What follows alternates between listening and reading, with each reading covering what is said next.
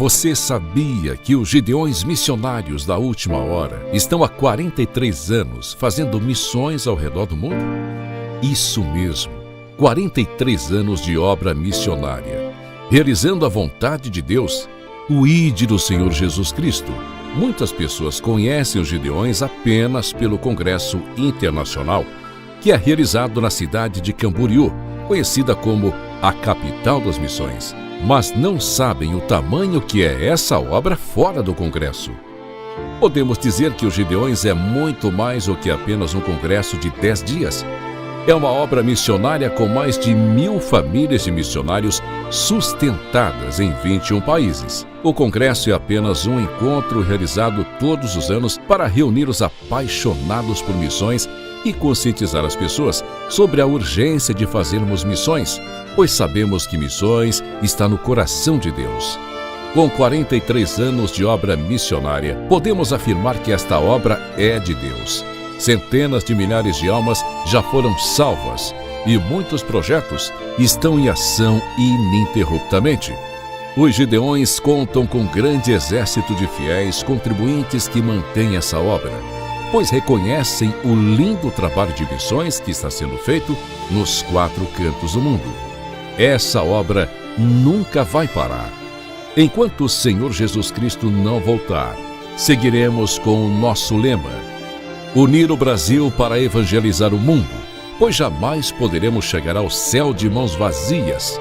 Vamos realizar aquilo que Jesus nos ordenou: ide e pregai o evangelho a toda criatura.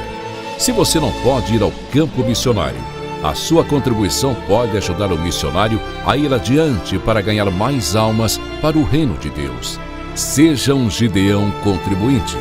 Missões se faz agora ou nunca mais. Gideões, apressai-vos, que há sinais de esperança em meio a uma humanidade corrompida, sofredora e sem Deus.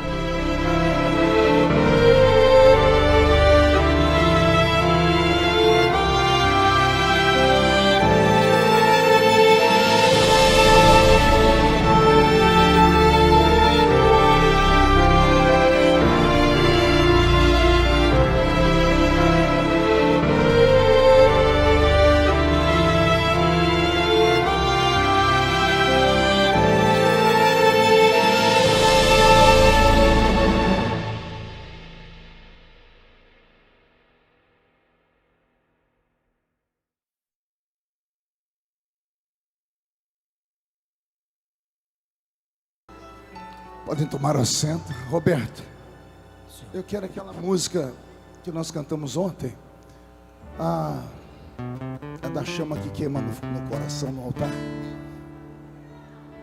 E na sequência tem uma palavra de Deus para o seu coração. Vamos ficar em pé, vamos ficar em pé, vamos ficar em pé. Eu poderia estar em qualquer outro lugar, mas sua glória me atraiu. Consegue cantar? Tua presença me atraiu. E aí, honrado? Tentei me esconder por medo de não viver, mas sua glória me atraiu. Sua presença me atraiu. É que a sarça pegou fogo e não se consumiu, e a voz que saiu dela um dia me atraiu. E o meu coração queimou até que descobriu que um dia com tua glória vale mais que 1000. É que a sarça pegou fogo e não se consumiu, e a voz que saiu dela um dia me atraiu. E o meu coração queimou até que descobriu que um dia com tua glória, um dia com tua glória vale mais que 1000. Eu poderia estar em qualquer outro lugar, mas sua glória me atraiu. Sua presença me atraiu. tentei me esconder por medo de não Tá sentindo ele aí? Mas tua glória me atraiu. A glória dele está te atraindo? Tua presença. Deixa essa glória te envolver. É que a sarça pegou fogo e não se consumiu, e a voz que saiu dela um dia me atraiu, e o meu coração queimou até que descobriu que um dia com tua glória, um dia muito pegou fogo e não se consumiu, e a voz que saiu dela um dia me atraiu, e o meu coração queimou até que descobriu que um dia com tua glória, um dia na tua glória vale mais.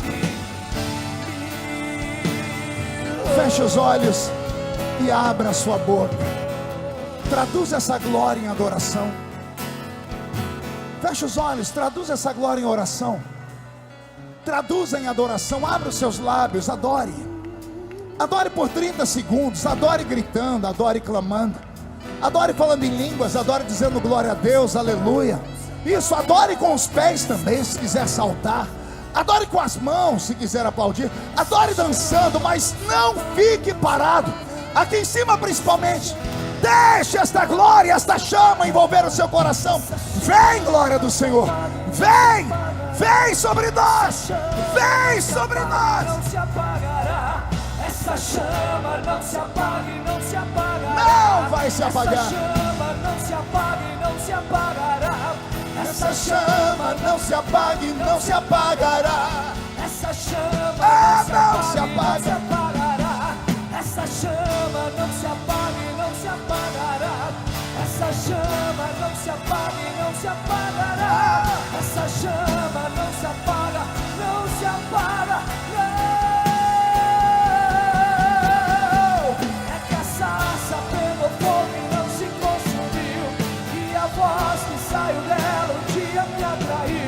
E o meu coração queimou até que descobriu que um dia com tua glória vale mais que mil. É que a sarça pegou fogo e não se consumiu, e a voz que saiu dela um dia me atraiu. E o meu coração queimou até que descobriu que um dia na tua glória, um dia na tua glória vale mais que mil. Que o céu permaneça aberto, Pai, porque nós iremos ministrar a sua palavra na autoridade do seu Espírito. Toda a igreja diz amém. De pé como estão os gideões missionários da última hora. Abra sua Bíblia comigo no livro do Gênesis, capítulo de número 37, o versículo de número 19. Gênesis, capítulo de número 37 e o versículo de número 19. Primeiro livro da Bíblia, livro do Gênesis, capítulo 37, versículo 19. Está escrito: e disseram um ao outro: eis que lá vem o sonhador. Eu vou ler de novo. Senti que alguns ficaram felizes. E disseram um ao outro: eis que lá vem o sonhador. Vou ler de novo. E disseram uns aos outros: eis que lá vem o sonhador. Feche a Bíblia, coloque na cadeira e pegue na mão da pessoa mais perfumada do seu lado.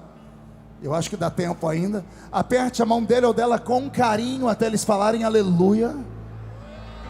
Porque pentecostal que não faz barulho está com defeito de fabricação, não é? Vamos orar mais uma vez. Pai, eu te peço liberdade para trazer sobre os seus filhos uma palavra de fé, esperança e bênção. Na medida que eu estiver pregando, o Senhor tem liberdade para curar, batizar com o Espírito Santo, libertar e salvar as vidas.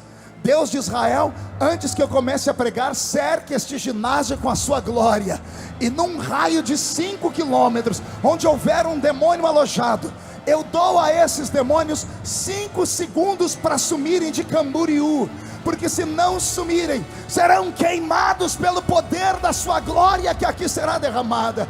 rasgue os céus sobre nós esta tarde. Manda anjos de fogo descerem aqui.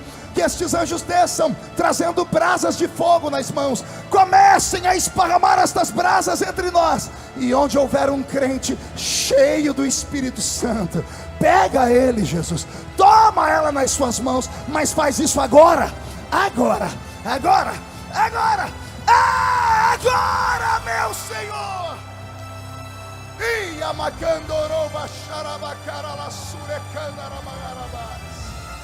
Fala conosco, fica conosco, é o que eu te peço agora e sempre. E todos os sonhadores digam amém. Tome o seu assento aplaudindo a Jesus com muita vontade, com muita ênfase. Glória a Deus. Eu tenho algo do coração de Deus para o coração de vocês. Nesta oportunidade, eu não gostaria nem de chamar o que eu vou falar aqui, pastor Wesley, de pregação. Eu quero aproveitar essa festa que está tão especial, inclusive para a minha vida, com esse memorial que eu vou guardar para sempre. Eu já recebi, por misericórdia e bondade de Deus, muitas honrarias nessa minha vida. Eu recebi medalhas de chefes de Estado. Eu tenho a maior comenda que um brasileiro pode receber, que é a medalha do mérito legislativo. Eu tenho medalhas do Exército, da Aeronáutica. Eu tenho títulos, eu tenho uma parede lá no meu gabinete cheia de títulos. Mas bem em cima de tudo isso lá, eu tenho 2 fotos e um quadro com uma toalhinha com o símbolo dos Gideões. Uma das fotos que está do lado é a foto do pastor Cisino. Porque aquele velhinho acreditou em mim, pastor Zilmar, como o senhor continua acreditando. E se existe uma coisa que o crente nunca pode esquecer na vida, é de ser agradecido. O maior pecado que Israel cometeu no deserto não foi adorar um bezerro, foi ter sido ingrato com o Deus que tinha tirado eles do Egito. Para todos os pecados se tem desculpa. O que mata diz que matou em legítima defesa. O que rouba diz que roubou para colocar comida na boca dos filhos. Para todos os pecados. O adúltero diz que adulterou por incompatibilidade de gênero. Mas o ingrato não tem desculpa.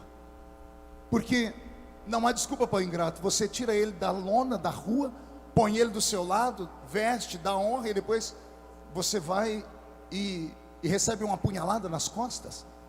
Então o ingrato, esse para mim, só Deus para perdoar. Nós temos dificuldade. Então eu sou muito grato a Deus por tudo que eu recebi. Isso aqui para mim significa muito mais do que tudo que eu já recebi. São 25 anos ministrando nessa festa. Quantas mensagens esparramadas pelo Brasil e pelo mundo. São mais de 30 milhões de DVDs, VHS, fitas cassetes, CDs que se esparramaram na língua portuguesa, inglesa e hispânica. E só Deus faz isso. E Deus só fez isso na minha vida por causa de uma coisa. Pergunte o quê? Eu vou te contar um segredo. Você vai perguntar sem empolgação. Pergunte o quê? Porque eu sempre fui um sonhador. Sonhar é de graça. Você não paga para sonhar. Sonhar é aquilo que eu chamo de dom, que Deus negou aos anjos. Anjos não sonham, até porque não dormem. Deus negou aos animais irracionais, e alguns deles são 1000 vezes mais fortes do que eu, como o leão. Alguns deles têm uma beleza única, como os ursos pandas. E nem a esses seres que louvam a Deus também, o canto da baleia encanta o céu, o canto do pássaro, do rouxinol encanta o céu. Mas nem esses animais tão belos, Deus deu a eles esse dom. Deus não deu o dom de sonhar, Abner, aos vegetais. As árvores são belas, as sequoias são altas, o ipê enche a vida da gente de alegria quando ele está no apogeu das suas cores. Mas nenhuma dessas criaturas feitas pelo nosso Deus, Ele deu a eles o dom de sonhar. Mas para nós, seres humanos, imagem e semelhança dele, ele liberou esse dom. É um dom, diga comigo, é um dom. O homem e a mulher que não tem sonhos, não tem motivos para viver. Por que as pessoas estão depressivas no século 21? Porque elas olharam para um lugar, não viram nada no fim do poço, não viram a luz no fundo do túnel e desistiram de viver. O depressivo se joga em um quarto, se tranca dentro dele, perde a vontade de tomar banho, perde a vontade de comer, perde a vontade de se vestir. Por quê? Porque não tem mais objetivos na vida, porque ele não tem mais sonhos. Mas a criatura, quando tem sonho, ela acorda 4 da manhã, 3 da manhã, ou ela pega o metrô, ou ela pega um caminhão de pau de arara, ou ela coloca um terno e sai para o seu trabalho, ou pega uma mochila com um facão sarã aqui dentro da mochila para ir cortar no corte de cana. Não importa o tipo de trabalho, todo trabalho dignifica o homem, seja uma lavadeira, seja um gari, seja o trabalho mais simples e humilde, isso dignifica o homem, porque o homem tem que ter sonhos. Se você não tiver sonhos, você não vai passar daí onde você está. Se você ficar apenas olhando para o passado, meu sogro, meu velho e saudoso sogro dizia que quem vive do passado sofre 2 vezes, porque o passado já está no passado, ele já não existe mais, ele só existe dentro da sua cabeça, ele só existe dentro das suas memórias. Você tem que depurar isso. É claro que não dá para apagar o passado. Nós não somos como um computador, que quando você não gosta de uma coisa, você vai lá, seleciona, deleta, vai para a lixeira. Você não quer que fique na memória do computador, então você vai e reseta o computador e apaga. Nós não somos isso. Nós somos muito maiores do que um computador. Então tudo que nós vivemos na vida está armazenado aqui. Às vezes nos esquecemos com facilidade das bênçãos, mas nunca nos esquecemos da dor.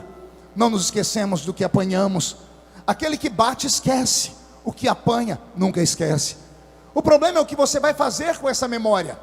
Vai deixar ela ficar sobre a sua cabeça e fazer sombra, ou vai colocar ela no chão e transformar ela em um tapete, para você pisar em cima dela e falar: o que aconteceu no passado não vai influenciar o meu futuro. Eu não dependo daquilo que as pessoas falam de mim, eu não dependo de quem está do meu lado. Uma das maiores vitórias que eu tive na vida foi que desde criança eu só sofri. Eu sofri quando nasci, porque nasci de uma família extremamente pobre, minha mãe solteira, uma menina do interior, que a única profissão que havia aprendido era abortar bebês. Essa era a profissão da minha velha mãe, Dona Lúcia, a quem eu tive a graça e a oportunidade de batizá-la nas águas há poucos anos, e hoje é membro da minha igreja, e todo mês toma santa ceia. Só que foram 37 anos para Jesus salvar ela. Você aguenta tanto tempo assim? Pois é, sofrimento todos têm. Então a minha vida sempre foi de dor, de luta, de sofrimento. Meu primeiro presente foi uma caixa de engraxar sapato. Eu recebi uma caixa desse tamanho, ela era maior do que eu. E eu andava pelas ruas da cidade sem camiseta, sem sapato, com aquela caixinha aqui nas costas, com o cabelo todo desgrenhado. Voltava para casa com os dedos cheios de graxa. E fazia isso com muito orgulho. Por quê? Porque a minha velha mãe, embora não fosse rica, não sabe ler nem escrever até hoje, ela me dizia sempre: Deus ajuda aquele que se ajuda. Ela dizia para mim: o que você quiser na vida você vai ter. E eu acreditava que com aquelas moedinhas que eu ganhava engraxando sapato, eu poderia um dia conquistar os meus sonhos. Eu tinha sonhos. E de vez em quando alguém cruzava o meu caminho dentro de casa, porque os piores inimigos estão dentro da sua própria casa. São pessoas que te olham e te medem pela régua delas, e eles acham que Deus faz a mesma coisa. Essas pessoas esquecem que Deus não trabalha com formas. Deus trabalha com formas. Não, você não entendeu, eu vou falar de novo. Deus trabalha com formas. Deus não trabalha com forma. Por que Deus não trabalha com forma? Porque uma forma vai moldar alguém sempre aquela imagem. Quem já comeu pudim aqui, deixa eu ver.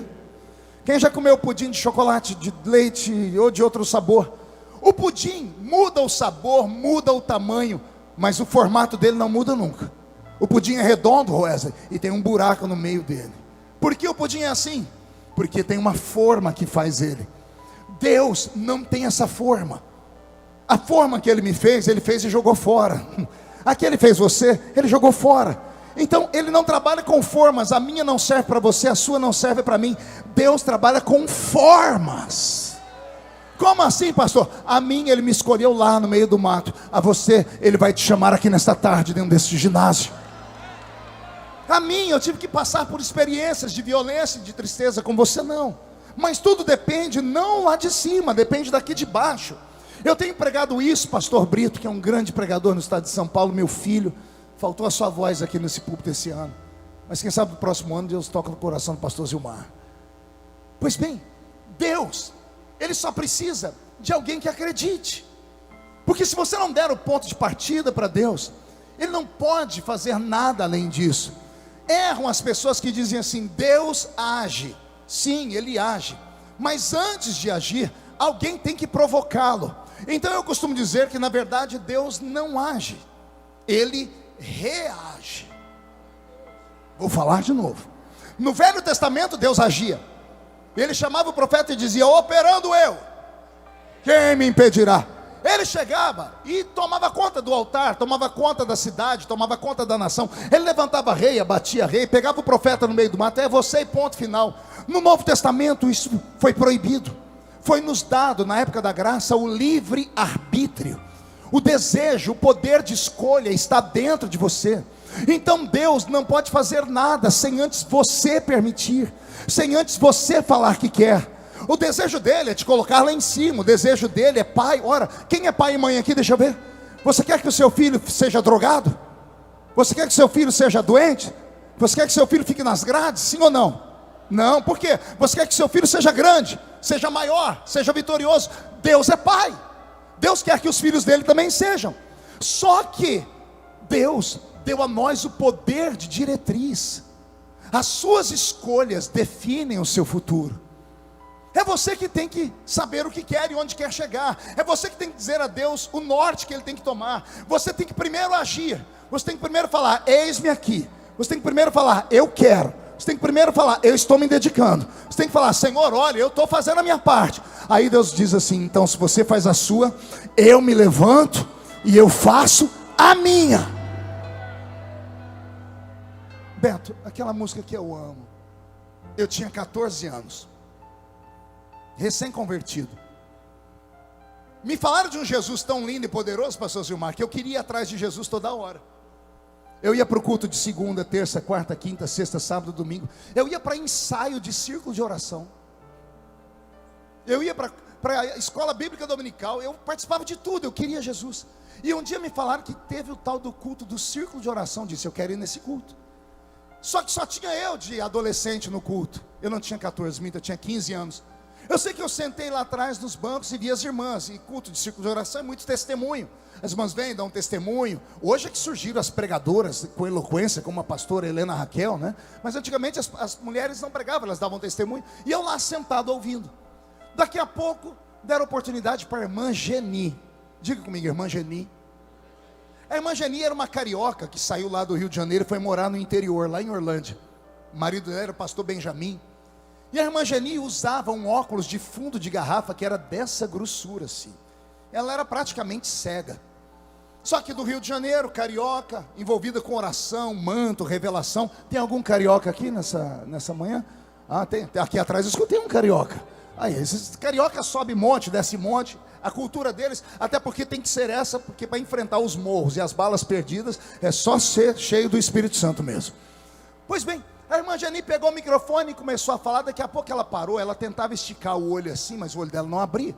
Ela tirou o óculos, fechou o olho assim, disse assim: minhas irmãs, você está vendo o que eu estou vendo? Aí a irmã Dalva, que era diretora do círculo de oração, falou assim: Geni, você não enxerga com óculos. Você tirou o óculos, quer que a gente enxergue o que você está enxergando? Você está enxergando o quê? Ela: não é, minhas irmãs, eu estou enxergando aquele menino lá atrás. Todo mundo olhou para trás e eu olhei também. Só que não tinha mais ninguém, eu era o último. Eu botei a mão no peito e disse: você mesmo, menino. Ela ajeitou o óculos, limpou, botou o óculos e disse assim: por que eu estou vendo a bandeira do Brasil embrulhada em você? Abre o coração. A velha disse que ela estava me vendo embrulhado na bandeira do Brasil. Eu não entendia nada, eu só me empolguei. Aí ela falou assim: Vixe, minhas irmãs, agora eu não estou vendo só ele embrulhado na bandeira, não. Eu estou vendo ele voar. Olha ele levantando e voando. E ela levantou o olho. Ela me via voando dentro da igreja. E eu estava no banco. Eu falei, mas eu estou aqui. Ela está olhando para lá. Ela disse, agora, irmãs, eu estou vendo um monte de bandeira voando, vindo de todo canto do mundo, parando na frente dele e se curvando. A bandeira passa e se curva. A bandeira passa e se curva diante desse menino aí. As irmãs deram glória a Deus, eu dei glória a Deus. Eu fiquei tão empolgado aquele dia. Sábado da frente era culto da mocidade. Aí me deram a oportunidade e eu fui contar o meu testemunho. Irmãos, a irmã Geni viu a bandeira do Brasil embrulhada em mim e eu voava. Jovem, você já viu como é. Em vez de dar glória a Deus, mas virei motivo de piada. Terminou o culto, falei, e aí, voador? E aí, bandeirinha?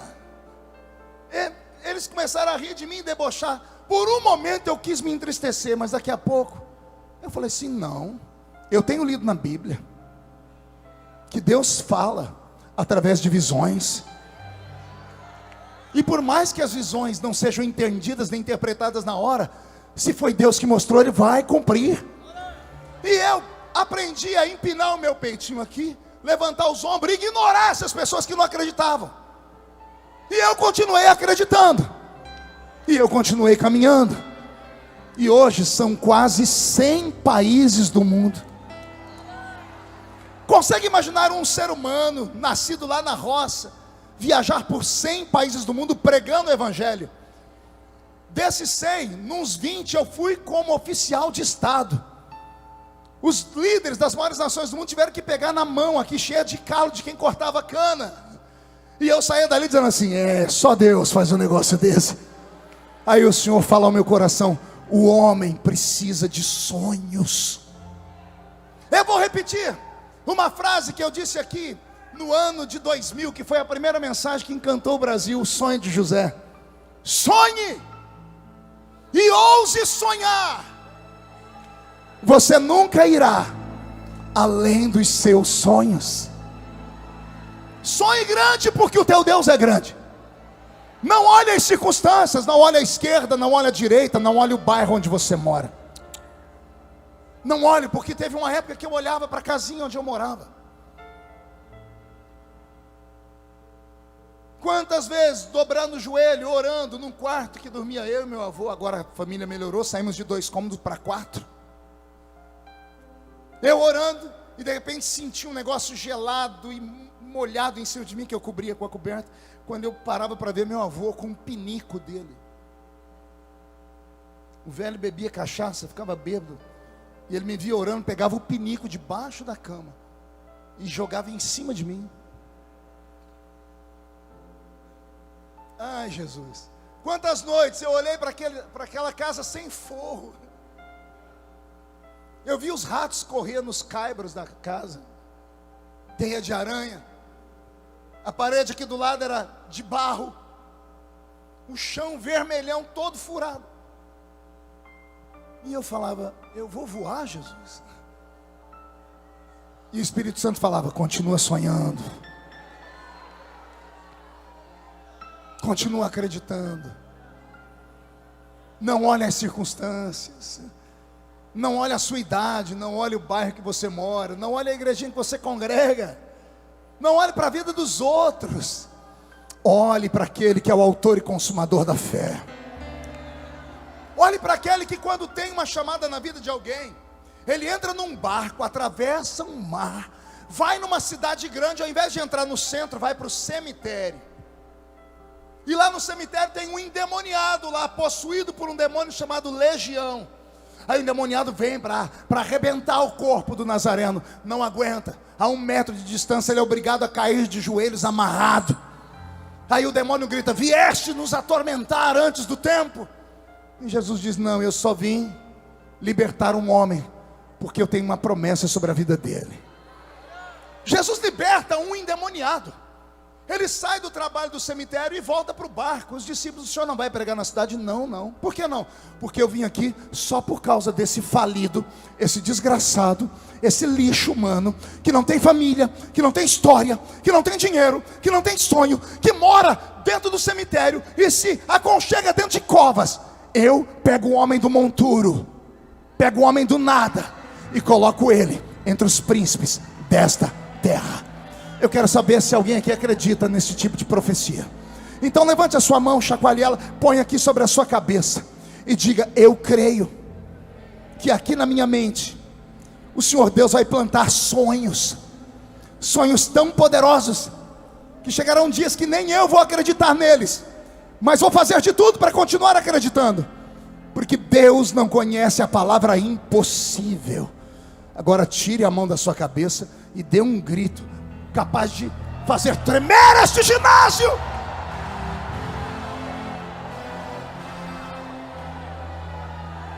Sonhe. Eu acreditei. Eu sonhei. Um dia eu estou andando na minha cidade, vou atravessar a rua. Estava de frente a uma loja chamada Casa Musical Bonucci. Eu queria comprar uma guitarra. Já era crente, guarda mirim, usava um uniformezinho. E como eu não tinha dinheiro, mas sempre fui habilidoso para falar, eu peguei a Câmara de Vereadores, fiz eles assinar um documento, dividi o valor de uma guitarra usada pelos 9 vereadores. Falei: cada um de vocês vai me ajudar a comprar uma guitarra, porque eu quero tocar na igreja. Alguns me conheciam, falei: você foi aquele menino que era drogado, né? Falei: sou eu. Você vai tocar na igreja, eu vou te ajudar. Consegui o dinheiro. Estava com o dinheiro na mão, o dinheiro da guitarra. Fui atravessar a rua, na minha frente parou um Fusquinha verde. Olhei dentro do Fusca, pastor Valdeci Otávio e pastora Roseli, na época não eram pastores ainda. E ele falou: e aí, o que você está fazendo? Eu disse: eu estou indo ali. Vai fazer o quê? Eu vou comprar uma guitarra. Para quê? Porque eu vou ser músico. Aí a Roseli disse assim para mim: não, você tem outra chamada. Eu falei: que chamada? Você tem chamada para ser um homem do altar. Você vai ser um grande pregador, um missionário. E foi de Deus te encontrar aqui. Por quê? Porque nós estamos indo para uma festa. Que festa? Era 1988. A festa chamada Gideões Missionários da Última Hora. E onde fica isso? Fica lá em Camboriú. E começaram a me contar histórias. Aquelas histórias que naquela época a gente achava benção. Hoje o povo ri. Ela falou assim para mim: é tanta unção naquele lugar que os crentes recebem profecia no banheiro. Falei: como assim? Nós fomos o ano passado, eles tinham vindo em 87. Tinha um banheiro feminino e masculino. O pastor Valdeci disse: eu entrei no banheiro masculino, tinha um irmão sentado no vaso e o outro com a mão na cabeça dele, dizendo: o Senhor está te escolhendo. Deus não chama vaso, Deus chamou o vaso sentado no vaso. Essas coisas foram entrando na minha alma. Eu disse: sim, eu quero isso. Naquela época a gente não tinha dinheiro para comprar VHS, a gente não podia ter televisão. E eu falei: e como é que faz para ir nesse negócio? Nós estamos fazendo uma caravana aqui e fica em tal valor. É o preço da passagem do hotel. Eu enfiei a mão no bolso, peguei era o valor da guitarra. Foi meu primeiro sacrifício. E eu olhei e falei: o que eu vou falar para os vereadores? Político mente. Eu falei: olha, o dinheiro que eu tenho aqui, eu quero comprar uma guitarra. Ela disse assim: sacrifica isso, vamos para os Gideões que Deus vai fazer, vai mudar a sua história. E eu vim empolgado. Fiquei num hotel aqui, chamava Negrini, aqui em Balneário. Ficamos em 10 dentro do quarto. À noite, quando eu ia coçar meu pé, eu falei: não estou sentindo meu pé. O outro falou: você está coçando o meu aqui do lado. Porque não era você. Na hora de comer, Deus proverá. A gente jejuava muito mesmo. Chegávamos aqui, pastor Gilmar, 5 da manhã para pegar lugar. E aí até começar o culto às 8, dava sede, a gente tinha vontade de sair para beber água, não tinha mais lugar. A gente ficava 24 horas aqui dentro. O ambiente era tomado numa unção que eu nunca vi na vida. Eu me lembro de um culto, onde o pastor pregando, ele parou por um momento e levantou 2 profetas, um na frente e um atrás. Juntos. E juntos profetizaram a mesma coisa. E o Senhor terminou dizendo: falo assim para que todos ouçam a minha voz. Você consegue imaginar isso? Levanta uma pessoa aqui, simultaneamente levanta outra lá atrás. As duas levantam e gritam a mesma frase, a mesma palavra. Foi nesse ambiente que eu vi os Gideões missionários da última hora crescer. Quando eu vi as chamadas, as coisas lindas que aqui aconteciam, as bandeiras, eu falei, é isso que eu quero para a minha vida. E aí eu contei já aqui na hora da oferta, quando o pastor Gregório Chazuk chamou as pessoas e eu me joguei aqui na frente. As coisas não aconteceram da noite para o dia, é um processo. O processo de quem tem sonhos. Fui falar com o meu pastor disse, para você ser um obreiro, você tem que se casar. E eu, jovenzinho, já agora com 17 anos, falei, Senhor, eu preciso de uma noiva, uma namorada. Encontrei a irmã Edileuza, que é a minha esposa, e namoramos e casamos. Com 19 anos eu me casei. Ano passado completamos 30 anos de casado, para a honra e glória de Jesus. 30 anos juntos, unidos. E logo que eu fiquei recém-casado, eu falei, pastor, agora eu casei. Ele falou, agora você tem que ter um ato de fé. Eu falei, qual? O que você quer fazer? Eu falei, eu quero ser um pregador itinerante. Ele falou para mim, sai do seu serviço. E eu falei, mas como é que eu vou viver? Ele falou, você não crê? Vai viver da fé. E eu tinha um sonho. E eu me agarrei àquela palavra dele. E pedi as contas do meu trabalho. Eu trabalhava na Intel, indústria de terminais elétricos. Trabalhava no departamento financeiro dessa empresa. Eu cheguei no meu líder, o chefe, que era o Dr. Roberto. Falei para ele, eu quero pedir as contas. Ele disse, não, você é um dos melhores funcionários que tem. A empresa está mal das pernas, mas nós não vamos fechar. Por que você quer sair? Porque eu quero ser um missionário. O olho daquele homem encheu de lágrimas. Ele disse, olha, nós não somos da mesma fé. Eu sou ancião das Testemunhas de Jeová, mas nós também temos obra missionária. E quando alguém de nós tem vontade, a gente não segura. Ele disse, eu não concordo com a sua fé, mas acredito na sua história. Vai embora, Feliciano. Que Jeová te abençoe. Como eu acreditava em Jeová também, eu peguei a bênção sobre a minha vida. Eu tinha uma brasilinha velha que só o sangue de Jesus. Era a Brasília que o anticristo vai usar na grande tribulação para conduzir os desviados que ficam na terra. Ela tinha tanta massa plástica nela, Lorival. Se tirasse a massa plástica, fazia outra Brasília. O apelido dela na minha cidade era Brasília Ungida. Pergunte por quê? Só se todo mundo perguntar. Porque onde eu parava com ela, ficava uma poça de óleo no chão. Vazava óleo para tudo quanto é lado. Eu acho que foi a única Brasília do mundo que tinha direção hidráulica. Ela tinha um problema no setor dela, que para virar na esquina eu tinha que começar a rodar rápido. Dava 12 voltas para puxar a barra da direção. Era uma coisa do diabo. Só o sangue de Jesus, né? E eu nessa pobreza, nessa miséria toda, pedi as contas. Cheguei em casa, minha esposa olhou para mim, viu que eu estava com um semblante triste, falou, o que foi? Falei, eu pedi as contas do trabalho. Ela parou de fazer o que estava fazendo, sentou na minha frente, começou a chorar e falou, mas nós vamos viver do quê? Eu falei para ela, mas você não vive falando que é para eu ter coragem? Ela me incentivava, mas eu não sei se era de verdade. A hora que eu tomei a decisão, ela falou assim, por que você fez isso? É igual a história daquela mulher que estava na beira do túmulo do marido, o marido está sendo enterrado, ela, João, me leva junto, João, eu queria ir no seu lugar, João. Nisso ela escorregou e caiu lá dentro. Ela começou a gritar, me tira daqui, me socorre. Ela queria ir com o João, mas na hora que caiu lá dentro, a minha esposa foi a mesma coisa. Ela falava, vai! A hora que eu fui, ela disse, e agora? Quem poderá nos defender? Eu falei, o Deus que eu sirvo vai nos ajudar.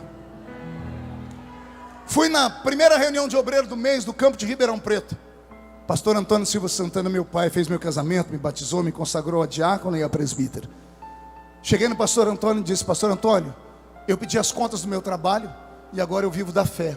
E eu queria muito que o senhor me ajudasse com as congregações, porque eu já pregava nos cultos de mocidade. Eles me davam a gasolina, R$20, R$30. Falei, isso que agora eu preciso, além da gasolina, eu preciso comer. Aí o pastor falou no microfone, diácono Marco Feliciano está se lançando como pregador itinerante. Os irmãos estão vendo ele aqui? Ajude ele, abram as portas para ele. Eu não sei se isso era um código, porque até os convites que eu tinha desmarcaram. Eu acho que foi um código liberado para todo mundo, dizendo assim, ó, estão vendo? É maluco, não convida não. Eu fiquei 4 meses sem convite, 4 meses de seguro-desemprego, e acabou o seguro-desemprego. No final da última semana, minha esposa me chamou e disse, filho, não tem mais arroz. O que tem dá para hoje, amanhã não sei o que vamos fazer. E o meu sogro era fazendeiro. Só que eu disse para ela: o dia que você pedir para o seu pai alguma coisa, você está dizendo que não acredita na minha chamada. Porque se eu tenho um Deus que me chamou, Ele vai cuidar. Porque quando Ele chama, Ele cuida. Como não tinha comida, eu me desesperei. Eu peguei a brasilinha e subi o alto da montanha e fui orar. Passei o dia inteiro no monte. Eu chorei, eu rolei no chão, eu rasguei a roupa, joguei pó na cabeça. Aquelas coisas de gente louca. 6:30 da tarde eu entrei na minha casa, entrei pela cozinha. Lá na mesa da cozinha, cheio de mantimento, sacolinhas de supermercado. E ao invés de eu ficar feliz, eu fiquei bravo. Eu parti para cima da Edileuza e gritei: você pediu para o seu pai, você me desonrou. Ela: não pedi, não foi para o pai. Eu disse: de onde veio isso? Ela disse: a irmã Hélia. Quando ela disse a irmã Hélia, eu sentei. Falei: quem? A irmã Hélia. Eu disse: a irmã Hélia, mãe daqueles 4 filhos, marido é bebum, aquela que trabalha de empregada doméstica na casa do José Ribeiro de Mendonça. Aqui ela disse: é a irmã Hélia. Falei: mas o que ela fala? Ela contou uma história que louca. Ela disse que estava no mercado fazendo compra, e o Senhor fala com ela: Hélia, o que você está comprando para você, compra para o meu filho. Qual deles, Senhor? Marco Feliciano. Senhor, mas ele é genro do Solívio, que é fazendeiro. O Senhor disse: não discute. Eu preciso mostrar para ele que sou eu que cuido. E ela disse: Senhor, mas eu não tenho dinheiro. Ele diz: vai na sua poupança, saca da poupança e compra para ele. Tem uns 6 anos, eu estou na minha cidade andando, encontrei a irmã Hélia. Ela olhou para mim com um sorriso, já cabelo branquinho, disse: posso te contar um testemunho? Eu falei: pode. Lembra aquela vez que eu fiz para você? Eu falei: nunca vou esquecer.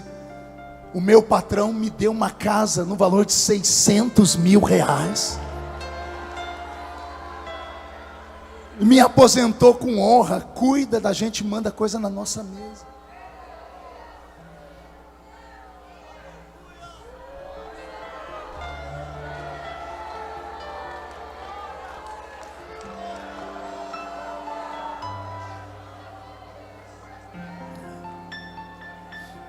Eu dobrei meu joelho e falei: o Senhor cuida, então cuida de tudo. Aí um amigo meu me levou na reuniãozinha lá do Belenzinho, na primeira reunião da segunda-feira do mês, reunião do Belém, lá na igreja do pastor Zé Wellington. E esse meu amigo me pagou o almoço. E na hora do almoço tinha um pastor do lado dele, pastor Newton. Era pastor no Jardim Eulina, lá em Campinas, estava construindo a igreja. E o Newton ouviu a minha história, que eu estava sem convite, que eu pedi um emprego, que eu tinha pedido as contas. Ele olhou para mim e disse assim: você vai pregar domingo na minha igreja? Não sei quanto eu vou lhe dar, mas pode ir que a gasolina eu garanto, e você não volta de mão vazia. Eu jejuei a semana inteira, foi a primeira vez que eu saí como um itinerante. Cheguei na igreja, o pastor me levou para o púlpito. Uma igreja estava em construção ainda. Eu não sabia pregar, não tinha essa eloquência, não tinha essa capacidade de articulação de Bíblia. Eu era só um sonhador. Eu estou sentado no púlpito da igreja dele. De repente eu olho na frente da porta, vem entrando 3 homens. Um está sendo arrastado pelos outros 2. Eles se ajeitam no banco. O culto prossegue. Quando ele me deu a palavra, eu comecei a pregar. 10 minutos de palavra, deram um grito dentro da igreja, mas tão alto que a igreja inteira parou, e eu tomei um susto. Quando eu olhei no meio do corredor, um homem partiu do fundo da igreja, veio correndo, subiu no púlpito e agarrou o microfone da minha mão. Os diáconos não conseguiram segurar ele, a igreja entrou em transe. Eu não sabia se era louco, se era bêbado.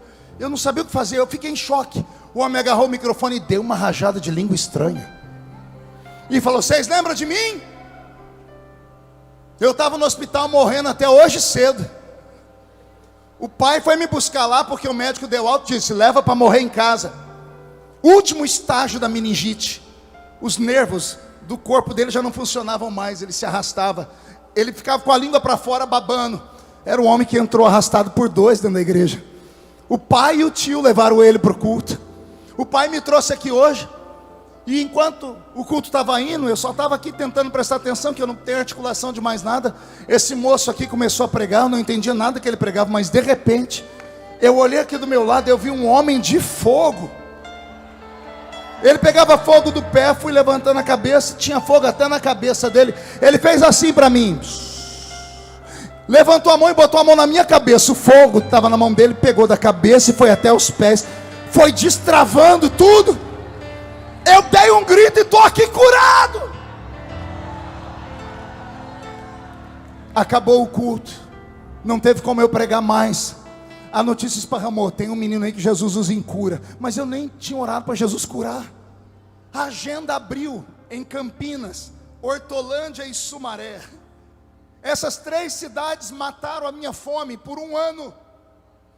Hortolândia, Sumaré e Campinas. E eu louvo a Deus por todos aqueles irmãos das igrejinhas que me levaram. E eles me deram a chance de começar a ficar conhecido. Um belo dia, sabe Deus como isso foi acontecer? Eu fui parar aqui no estado do Paraná, vizinho de vocês, numa cidade chamada Mauá da Serra. Uma cidadezinha desse tamanho, só tinha uma rua asfaltada na época. Quando o ônibus parou e eu vi aquela cidade, eu disse, eu não tenho chamada não. Os pregadores pegam em grandes eventos e olha onde eu vim parar, Mauá da Serra. De repente eu passei na frente da igreja, eu pedi perdão a Deus, porque a igreja era o único monumento da cidade. Era uma igreja para 1.500 pessoas sentadas. A cidade tinha 3 mil membros, tinha 3 mil habitantes. A metade era tudo de crente. E as 2 famílias mais ricas congregavam na igreja. E as 2 famílias brigavam para ver quem dava o dízimo maior. Por isso que a igreja era rica, tinha todas as coisas grandes. Eu estou pregando no culto. Entra pela porta do culto um homem forte, bonito, cabelo preto, usando brilhantina, de terno, gravata. Eu falei, eu já vi esse homem em algum lugar, mas não sabia quem era. Quando termino de pregar, descobri que era Mateus Jensen. Saudoso irmão Mateus Jensen, dono da rádio Marumbi, que depois vendeu a rádio Marumbi para o pastor Cisino Bernardino. Mateus me ouviu pregar e ele tinha um aparelhinho que ele transmitia o culto via rádio. E quando ele colocou no meio da minha pregação a minha mensagem pelo rádio, pastor Zilmar, o Paraná inteiro parou para ouvir. E começou a chover ligação no rádio dele dizendo assim, onde é que vocês conseguiram essa pregação do pastor Mauro Ferreira? Quem foi Mauro Ferreira? Maurinho Ferreira foi um dos maiores pregadores do Brasil. Estudou ao lado do pastor Idecaso Takayama, lá no IBAD, no estado de São Paulo. Maurinho morreu num acidente de carro com a dupla Otoniel e Osiel, irmãos de Osés de Paula.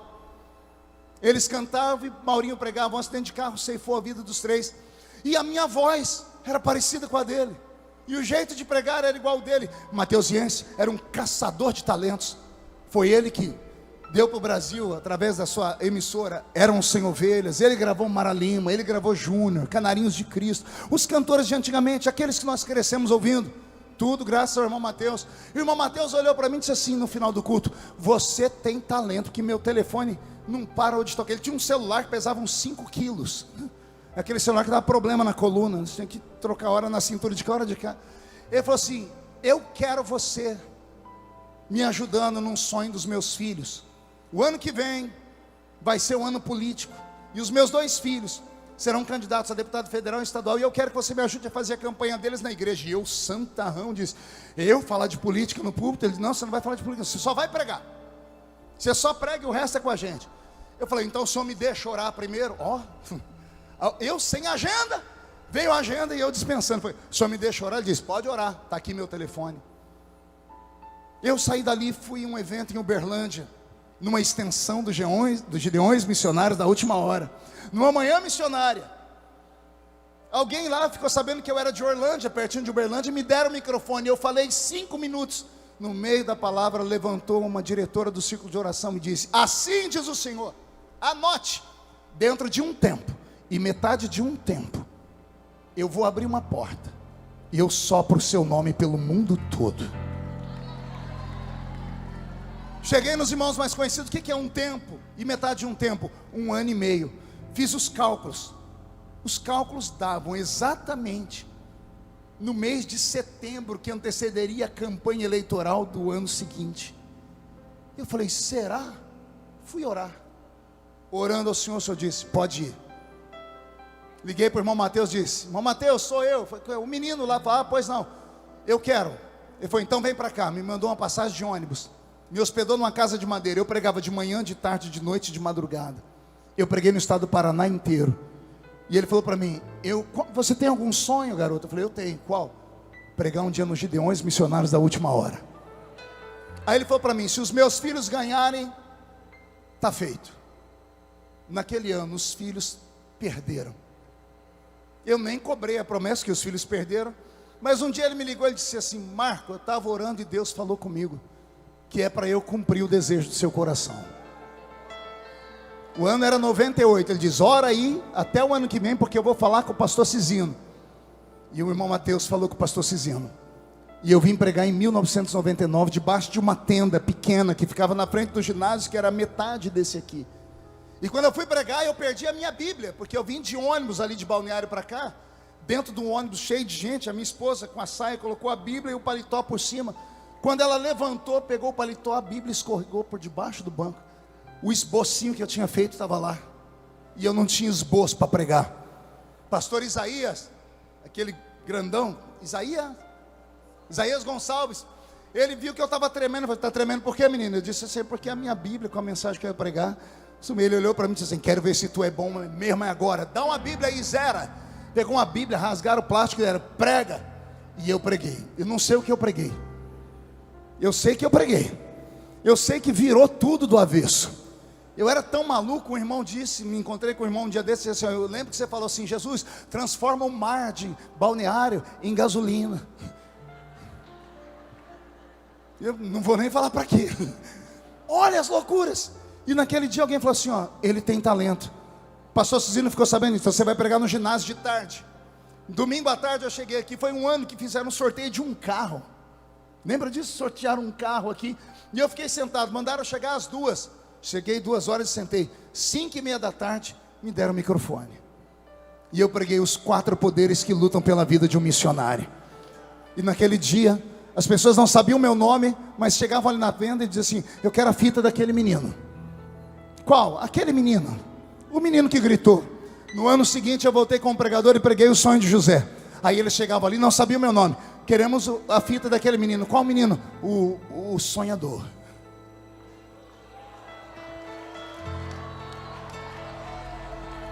O menino sonhador.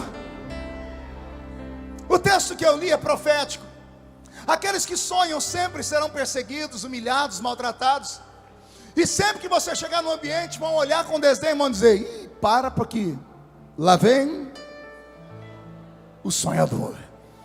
Pois a partir desta tarde vai acontecer algo no mundo cósmico, no mundo metafísico, no mundo que transcende, que Deus vai tirar coisas e colocar coisas. Ele vai abater, Ele vai levantar, Ele vai matar, Ele vai dar vida, Ele vai tirar governo, colocar governo. Ele vai criar uma história, vai criar um movimento, só para provar aqueles que não acreditam em sonhos, que Ele ainda tem os seus sonhadores.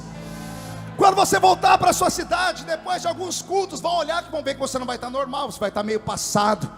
Vão achar você com cara de doido, de bobo. Vão voltar, voltou a ser de novo. Aquela festa começou a fazer o efeito de novo. Vai fazer, vai continuar fazendo, até o arrebatamento da igreja.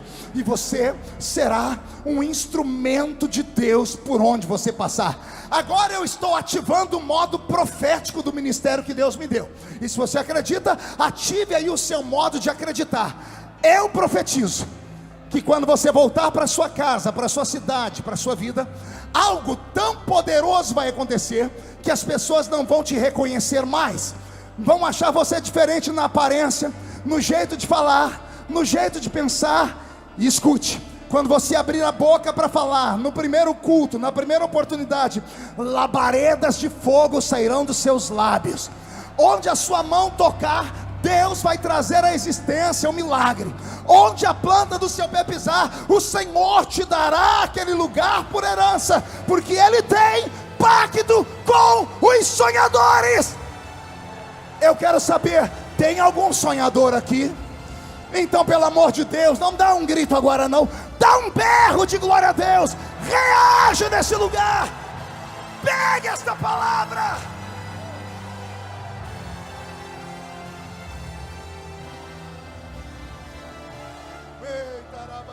Vai, Roberto, vai, Roberto.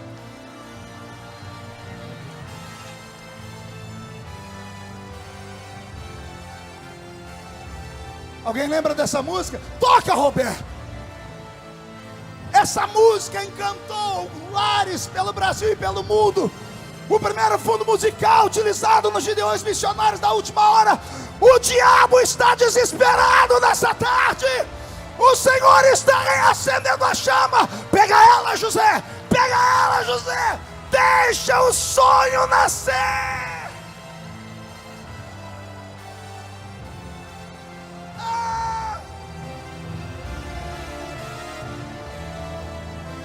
Yamandere bakara la suriandre verede candarabas.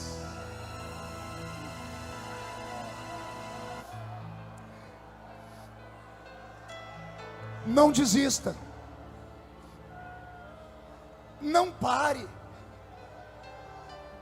Não dê ousadia a esses coveiros de igreja. Vou falar de novo. Não dê ousadia a esses coveiros de igreja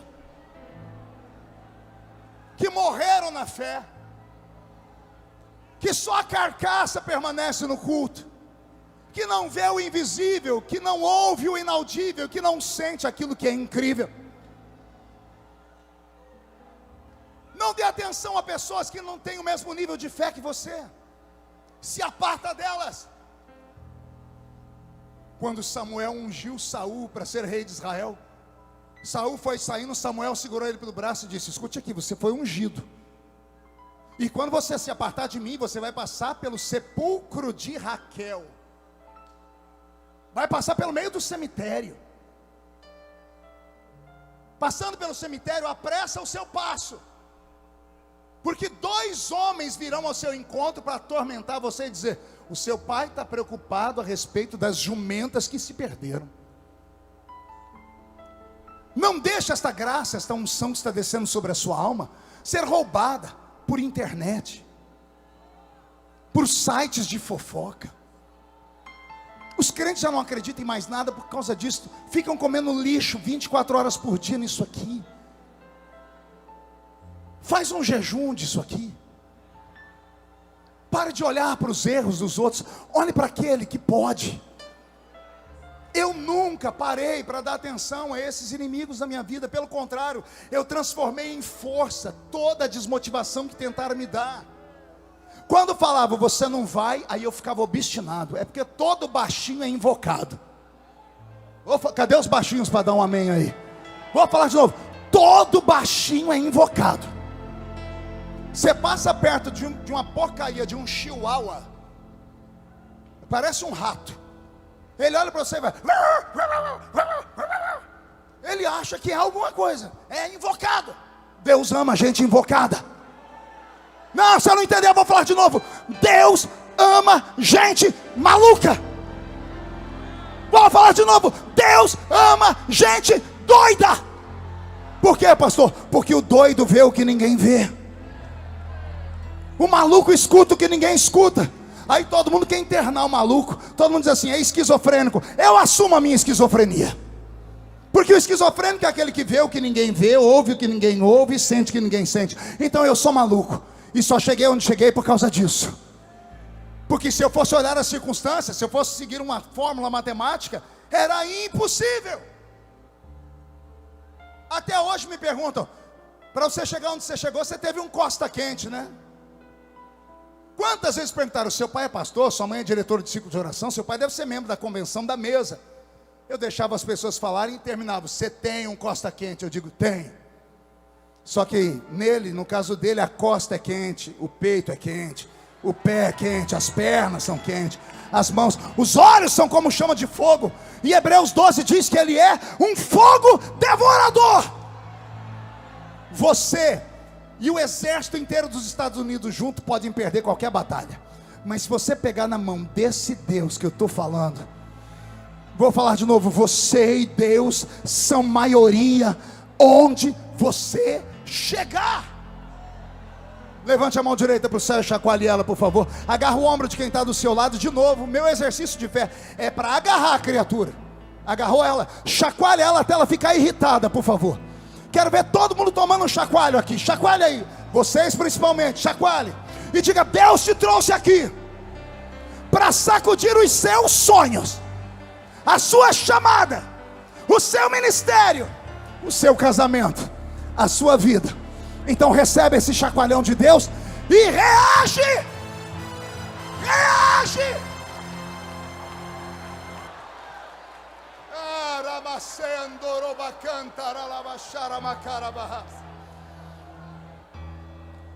ouviste falarem, lá vem o sonhador. Aí, pastor Zilmar, Deus começou a me usar em batismo com o Espírito Santo e cura divina, porque eu não pregava nada. E quando eu ia pregar, eu imitava os pregadores. Eu já fui cópia de alguns que passaram por esse púlpito, grandes homens. Um dia eu estava no meio do mato orando, revoltado. Falei, Senhor, o Senhor está abrindo portas, o Senhor está curando e batizando, mas eu preciso pregar, senão daqui a pouco vão dizer que eu só sou menino de movimento.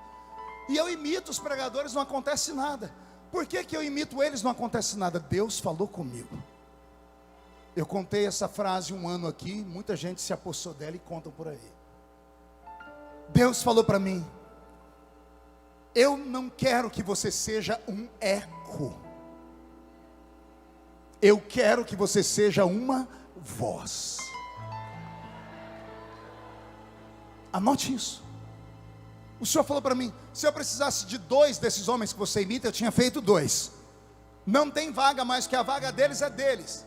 Agora tem uma vaga aqui para você. Eu falei, Senhor, mas olha o meu jeito. Pregue do seu jeito, pregue da maneira como eu te ensinei, porque eu prego contando histórias. Uma vez falaram para mim, você não é pregador não, você é roteirista de cinema, você conta história, a gente entra dentro dela, a gente viaja, a gente sente o cheiro. Isso, e uma vez um pastor falou, púlpito de Assembleia de Deus não é lugar de contar história, é lugar de pregar a palavra. Então eu absorvi o que Deus havia me dado, eu me contentei com o que Deus havia me dado. E quando eu foquei nisso, as portas começaram a se abrir. Mas foi antes do sonho de José, aqui uns 5 meses, que eu tive a minha última prova. Pergunte qual? A agenda vagou por umas 2 semanas. Peguei meu carro, saí sem rumo. Falei, vou andando por aqui, tem umas cidades que eu não preguei ainda. Eu paro o carro na porta da igreja, espero o culto começar, entro, mando minha fitinha. Eu tinha uma fitinha cassete, mando para o púlpito. O pastor vai ver, vai abrir o coração e me chamar. E eu fui parar numa igreja que o pastor era muito bravo. A igreja lotou, tinha umas 200 pessoas. Eu lembro do pastor pegando a fita, o diácono entregando para ele. Ele olhando, abriu. Passou por todo o presbitério, pediu a fita de volta. Foi para o púlpito, pegou o microfone e disse, irmão, vocês estão vendo isso aqui? Ele mostrou a fita. Isso aqui se chama mensagem enlatada. Isso aqui é feito por pessoas que não querem trabalhar, são vagabundos. Querem viver de explorar a igreja. Aqui não, seu vagabundo. Ele pisou num cantinho assim do púlpito, abriu uma lixeira e jogou a fita lá dentro. Eu abaixei minha cabeça, uma vergonha. Quando ele levantou a igreja para orar, eu saí. Entrei dentro da Brasilinha. Tinha um menino que viajava comigo, que chamava Brito. Nós fomos até um posto de beira de estrada. Eu parei o carro ali. Falei, nós vamos dormir aqui dentro hoje. Ele virou para um lado e eu virei para o outro. E ali eu chorei. Falei, Senhor, eu deixei tudo. E naquele dia Deus não respondeu nada. Eu achei que já era pregador e não era. Deus me levou ao limite. Deus levará sonhadores ao limite, para ver se eles estão dispostos a morrer pelo sonho deles. Não recue. Naquela noite eu pensei em abandonar tudo, mas não. O choro dura só uma noite, a alegria vem de manhã. De manhãzinha estava eu de pé de novo. Falei, Brito, vamos embora. Ali não deu certo. Paramos na cidade da frente. O pastor me chamou, deu até janta para nós. Final do culto, me deu uma oferta. Consegui abastecer o carro. Falei, vamos seguindo viagem. E foi assim que nasceu o ministério que Jesus me deu. No ano seguinte, preguei nos Gideões. E estou aqui há 25 anos dando trabalho para todos vocês. Entrei dentro da sua casa, me tornei amigo dos seus filhos. Ajudei você nos momentos mais difíceis da sua vida. E eu achei que não ia viver para ver isso acontecer. Eu achei que eu não ia viver para ver a velhice. E eu envelheci. Já sou vovô. Tomo 12 comprimidos para dormir. Ontem eu estava lá no restaurante, os irmãos vendo, o Roberto é meu enfermeiro. Roberto me levou para o senhor, tem que tomar a injeção agora. Me levou para um canto e me deu a injeção. Alguém falou, você toma a injeção? Eu falei, sou ser humano. A barba ficou branca.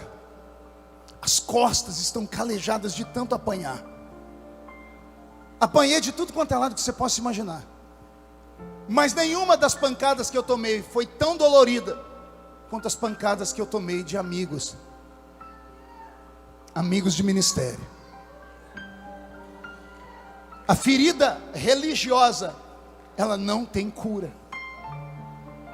A ferida provocada pela religião não tem cura. A gente tem que aprender a conviver com ela e ir empurrando. Eu tenho um espírito manso. Não sou de briga, não sou de xingar. As pessoas vêm e falam comigo, falam, você está conversando com a pessoa? Eu falei, estou. Tento seguir Paulo. Seguir a paz com todos e a santificação sem a qual ninguém verá o Senhor. Eu não tenho sangue de barata na minha veia. O leão que eu sou pregando aqui, os gritos que eu dou, eu não faço isso quando estou fora daqui. Eu sou uma pessoa tímida, pode não parecer, mas eu sou tímido. Carrego traumas. Minha família tem traumas. Todos na minha casa fazem terapia. Não tenho vergonha de dizer. Todos fazem terapia com psicólogo. E a minha esposa é psicóloga. E ela atende os outros e depois vai ser atendida por uma psicóloga. Por quê, pastor? Porque traumas são piores do que feridas na carne. Eles permanecem aqui dentro. Já tentaram tomar o prato de comida da mesa da minha família. E isso, pastores. Eu contei aqui um ano, que numa época de muita luta, eu me desesperei e cometi um pecado. Eu tentei me matar. Não tenho vergonha de falar. Eu, pastor, que já tinha pregado no mundo inteiro, me vi dentro de uma situação que eu não tinha saída. Vi minhas filhas pequenas, falei, vão passar fome. Passei uma noite orando no monte, levei todas elas. Eu colocava a testinha das crianças no barro. Quando eu vi o que eu estava fazendo, falei, Deus, eu fiquei louco. Pedi desculpa, minha esposa, levei elas para casa. Elas dormiram e eu virei na cama a noite toda. Acordei de manhã, fui no banco, fiz um seguro de vida muito alto. Participei do almoço com a minha família. Despedi. Peguei meu carro pela rodovia Anhanguera.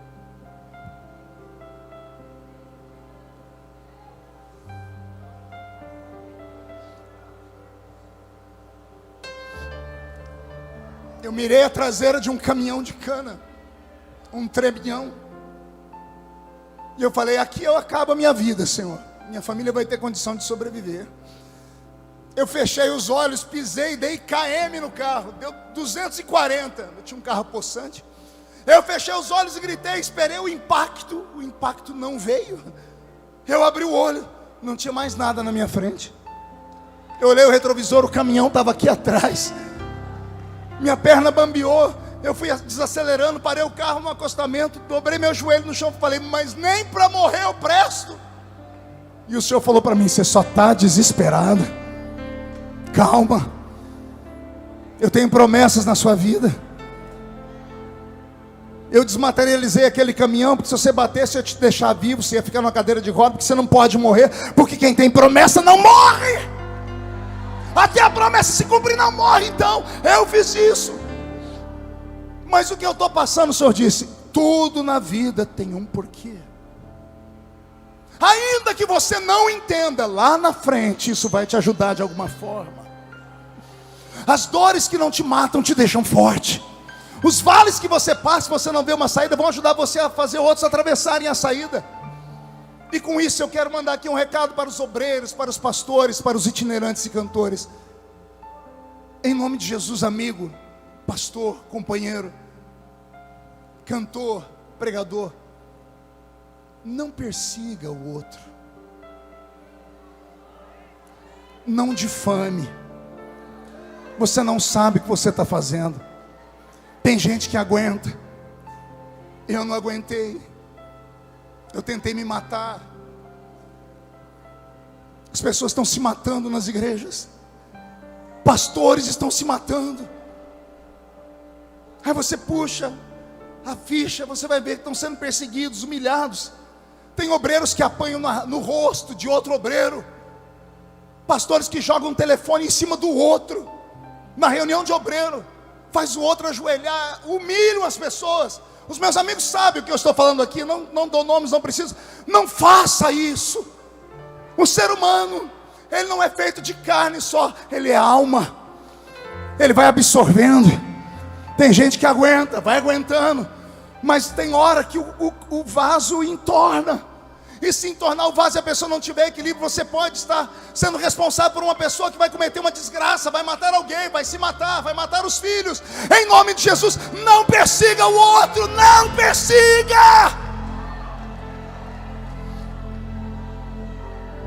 Ah, mas não interessa. Aprenda com Davi. Saul não vale uma cibalena. Saul não vale um quimba de cigarro fumado. É um assassino e quer me matar. O Senhor colocou ele na minha mão. E os empregados dele falando assim, os amigos falando, Davi, mata esse desgraçado. Davi diz, longe de mim. Por que não, Davi? Porque é um ungido do Senhor. Quem trata com ungido é aquele que ungiu. Está me ouvindo aí? Quem trata com ungido é aquele que ungiu. Não tente você ser o fiel da balança. Não tente você ser a mão direita de Deus. Não diga você, Deus está me usando para limpar. Não diga isso. Um sujo não pode falar de um mal lavado. Vou falar de novo. Um sujo não pode falar de um mal lavado. Eu vou falar de novo. Um sujo não pode falar de um mal lavado. Eu só sei de uma coisa, pergunte o quê? Vamos gritar com você. Lá vem. Lá vem. Lá vem. Lá vem o sonhador. Ei, sonhador, está preparado? Porque da mesma altura que você sonhou, o Senhor antes vai te jogar dentro de uma cisterna. Foi assim que eu aprendi com José. Ele viu o sol e a lua, mas antes foi parar dentro de um buraco. Quando você acha que não tem mais onde vir humilhação, além de parar dentro do buraco, depois é vendido como escravo. Aí na casa onde ele está como escravo, foi acusado de ser um estuprador. Aí prendem ele em uma outra prisão e Deus fica sem falar com ele por anos. Mas ele nunca perdeu os sonhos. Chegou um dia, e esse dia vai chegar para você também. Quem sabe está chegando agora. Quem sabe Deus só não está esperando uma reação mais agitada sua. Quem sabe Deus não está parando para olhar para você dizendo assim, para de sentir pena de si mesmo. Reage. Fazer carinha feia para os outros, isso não resolve nada. Fazer fusquinha para os outros, ficar fazendo chanha, isso não te leva a nada. Reage aqui nessa manhã. Aqui é a arena da guerra. É aqui que você vai virar o seu cativeiro. É aqui que Deus vai te dar uma nova história. É aqui que Deus está reescrevendo as páginas da sua vida. Eu só sei de uma coisa: o Brasil vai tremer quando você chegar. A sua história vai atravessar os séculos da sua própria existência, se Jesus não voltar até lá. Eu sei que eu não estou pregando para homens e mulheres comuns essa tarde. Eu estou pregando para pessoas que eram como eu, que não tinham nada nem onde se apegar, mas Deus os escolheu. Tem algum sonhador aqui nesta manhã? Incline a sua cabeça, por favor. A minha música, Roberto. Incline a sua cabeça. Eu nunca fiz isso nos Gideões porque não dava, mas hoje eu vou fazer. Segure a sua criança que está no seu colo, porque eu vou orar aqui no altar, só com gente que não está aguentando mais. O seu sonho é pesado, é grande, mas tudo diz que não. E para ajudar veio a calúnia, veio a perseguição. Eu quero orar com você, sonhador, aqui no altar. Eu quero ver se você tem coragem de acreditar. Isso, chegue bem perto, porque se todo mundo sonha, vai vir muitos sonhadores. Isso. Não, pode ficar em pé mesmo, senão não vai caber muita gente. Vai ficando aqui perto de mim. Isso. Pode chorar.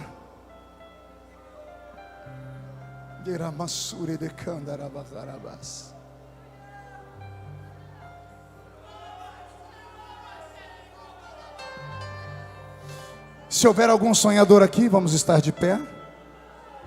E quiserem já aproveitar para descer e receber a oração aqui embaixo, eu te espero aqui embaixo. Sonha. Vai acontecer. Eu sou um exemplo de que Deus realiza sonhos. Sonhe.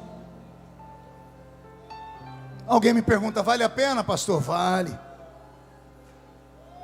Toda dor, toda luta que eu já passei, a sua lágrima aqui está dizendo para mim, valeu a pena. Está chegando? Vamos todos ficarmos de pé. Ei, coloque a mão aqui no seu coração. Agora nós vamos questionar eles, Roberto, por que eles estão chorando? Vem, chega pertinho. Feche os olhos que nós vamos conversar agora. Eu e o Roberto vamos conversar com vocês. Você vai fechar os olhos e você vai responder as nossas perguntas, tá bom? Feche os olhos. Tá chorando por quê?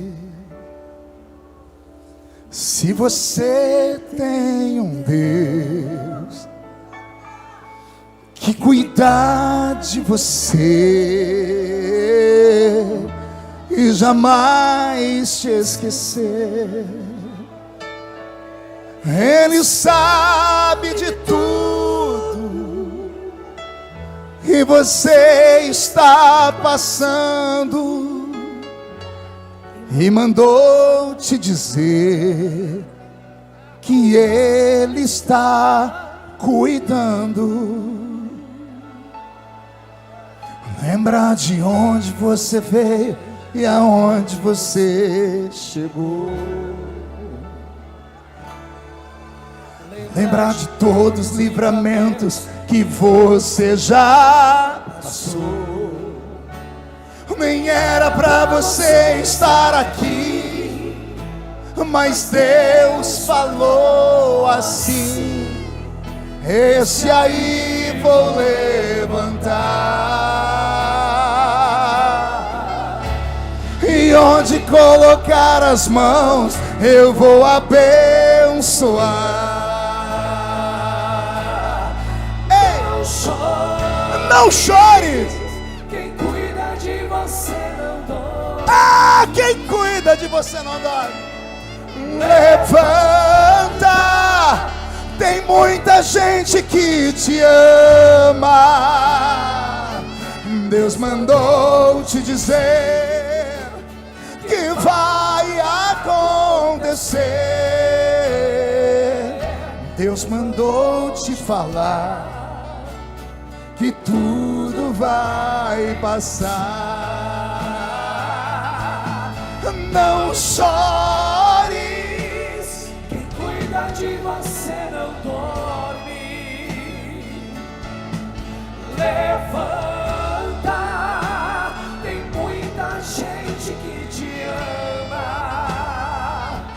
Deus mandou te dizer que vai acontecer. Deus mandou te falar que tudo vai passar. Pai, eu me atrevo a te chamar de Pai. Eu te conheço desde criança, meu Pai. Eu estou sentindo a dor dos meus irmãos que estão aqui, e uma dor mais aguda dos que estão assistindo pela internet. Milhares de vidas estão sendo tomadas agora por uma emoção, meu Pai. Essas lágrimas estão lavando a nossa alma, estão lavando o nosso rosto. Nós estamos chorando porque nós temos sonhos, mas a vida, Senhor, foi muito ruim com a gente. Tem gente que perdeu o pai, a mãe, o filho, o emprego, o ministério. Tem gente aqui, Senhor, que perdeu a dignidade. Tem gente que não tem para onde voltar depois dessa festa. Tem meninos, ó Pai, que depois de verem a beleza de Camboriú voltarão para o sertão, andarão por aquelas ruas de terra, entrarão naquelas igrejas pequeninas e voltarão, Senhor, sonhando: Deus da minha infância, Deus que me visitou lá na Vila Tatu, visita esta geração, visita esta geração, visita esses homens e mulheres que estão aqui no ginásio, visita estes 300 valentes que o Senhor me deu nesta manhã, visita os pastores, os missionários, visita os que estão assistindo pela internet, visita, traz o céu, a revelação, mostra para eles que o Senhor é o Deus que cuida, que o Senhor é o Deus que quando chama, abre as portas, então faz o milagre acontecer. Eu ouço barulhos, Pai, de corações acelerados, de mãos que estão pegando fogo, os pés estão recebendo sapatos de fogo. Senhor, espadas estão sendo liberadas de fogo. Vai haver uma grande batalha depois desse culto, e a vitória será nossa, em nome de Jesus Cristo Nazareno. Pai, estão gritando por aí: eis que lá vem aquele sonhador, lá vem o sonhador. Ei, sonhador, não chores, Não chores, quem cuida de você não dorme. Levanta, tem muita gente que te ama. Deus mandou te dizer que vai acontecer. Deus mandou te falar.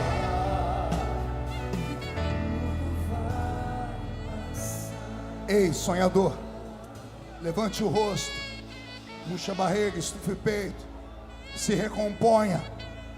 Vai dar tudo certo, vai acontecer na hora exata. Eu vou estar vivo para ouvir o seu testemunho, e será muito grande, porque Deus não te traria neste culto, seguraria aqui até agora sem almoço, sem nada, só para você ver alguém falar: o milagre está acontecendo. Nós vamos selar o milagre agora. Abra a sua mão, levante ela e diga comigo: em nome de Jesus, todos os demônios que roubaram os meus sonhos, minha vontade de viver, meus projetos da minha família, eu ordeno, não estou pedindo, estou ordenando. Venha para a palma da minha mão agora, feche a sua mão. Nós vamos contar até 3. No 3 você vai jogar no chão com violência, vai pisar com muita vontade. Não é para desmaiar o inimigo, é para derrotar ele. E aí você vai abraçar 3 sonhadores e vai dizer para eles: Jesus vem buscar uma igreja que sonha. E aí, Roberto, nós vamos cantar aquela música de ontem, aquela que o povo amou. 1, você nunca mais será o mesmo. 1,5, sua família sentirá orgulho de você de novo. 2, quem viver, viverá para ver o que Deus fará na sua história. 2,5, o Brasil será chamado de terra dos sonhadores.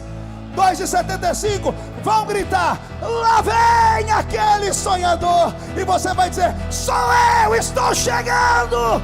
3, jogue no chão, piso em cima, abrace 2 sonhadores, 3 sonhadores. A igreja será arrebatada num piscar de olhos, acontecerá. Canta. Mas a igreja será arrebatada. Sonha, Brito, ouse sonhar. Sonha, Brasil. Mas a igreja será arrebatada piscar de olhos acontecerá. Mas a igreja será arrebatada no piscar de olhos acontecerá.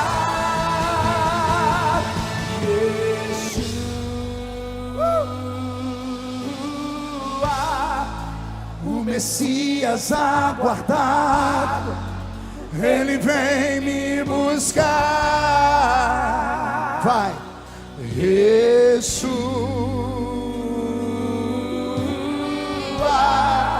o Messias aguardado, Ele vem me buscar. Canta, Yeshua, Yeshua. Sonha, Lorinaldo, sonhe, vale a pena. Ele vem. Sonha, Wesley. Pastor Zilmar, sonhe, Pastor Zilmar, sonhe muito alto. Sonha, Gideões. És aguardado, Ele vem. Vai. Breve Jesus Do céu vai aparecer e todo joelho se dobrará e toda língua confessará. Mas a igreja será arrebatada Num piscar de olhos acontecerá. Recebe, recebe, recebe, recebe. será arrebatada Num piscar de olhos acontecerá.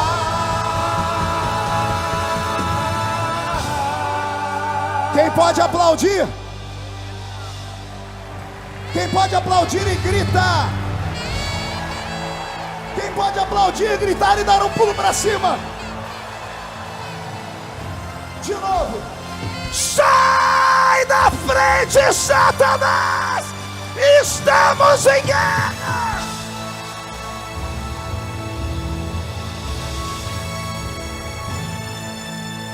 Amém? Murcha a barriga e estufe o peito, rápido. Olhe nos olhos do seu irmão. Se não tiver vermelho, enfia o dedo no olho dele. Olha aqui para mim. Valeu a pena? Pastor Zilmar, estou no horário, ó. Falta 21 minutos. Posso fazer só um anúncio? Como é meu aniversário de 25 anos? Quem aqui já assistiu alguma mensagem minha fora dos Gideões? Quem já foi abençoado? Quem gostaria de pregar como eu? Quem já foi abençoado com os louvores do Roberto? Quem gostaria de tocar teclado igual ele? Vou te dar uma chance. Está sendo distribuído aí lá fora esse panfleto. Eu criei um curso de teologia aplicada, que sou eu ensinando você.